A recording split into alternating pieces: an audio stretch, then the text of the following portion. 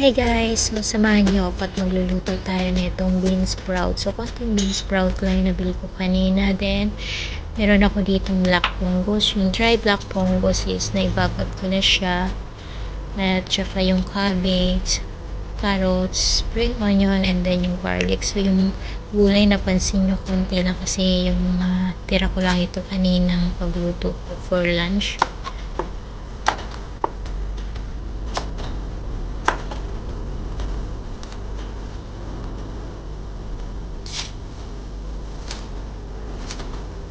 Iniwa ko lang yung spring onion na medyo mahaba.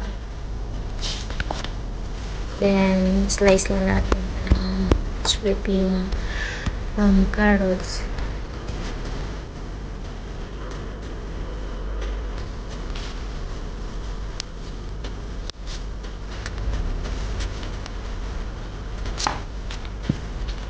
Then, yung cabbage. So, yun, may natira pang cabbage. Hindi ko inubos kasi medyo madami.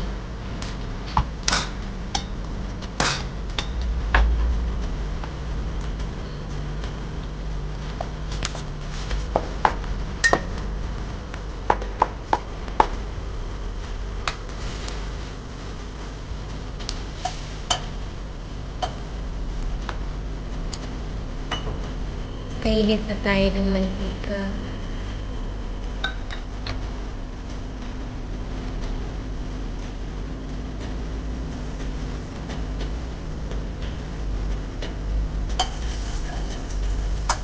And saute natin yung garlic.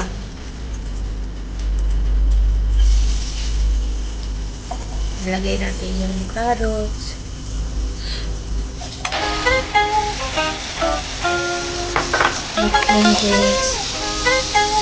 Saute ko muna ito for around 1 minute.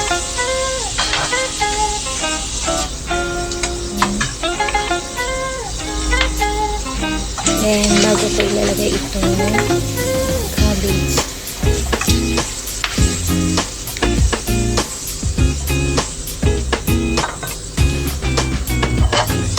Then, another 1 minute natin saute.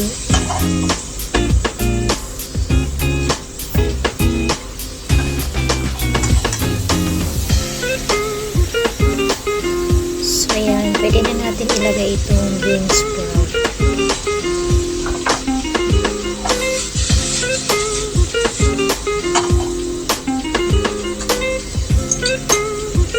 So, isusutay ko to ng mga 2 minutes. And then, lagyan natin ng sauce. So, oyster sauce. Nilagyan ko siya ng oyster sauce.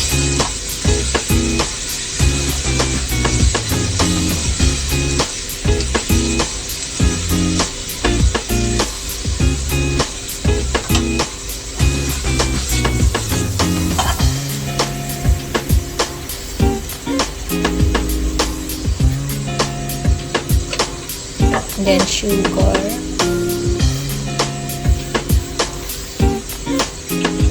Chicken powder.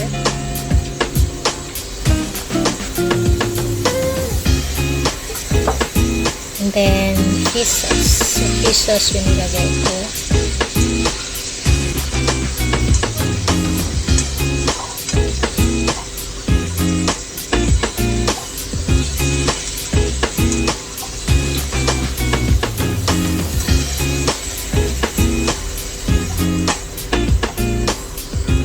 Then, saute natin ito for another 1 minute. Then,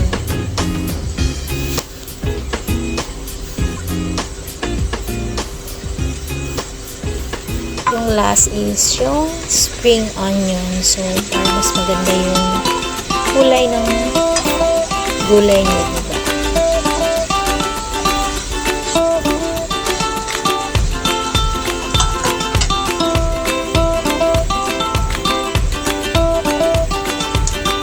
Course, then hindi pwede makalimutan yung sesame oil kasi nagbibigay ito ng aroma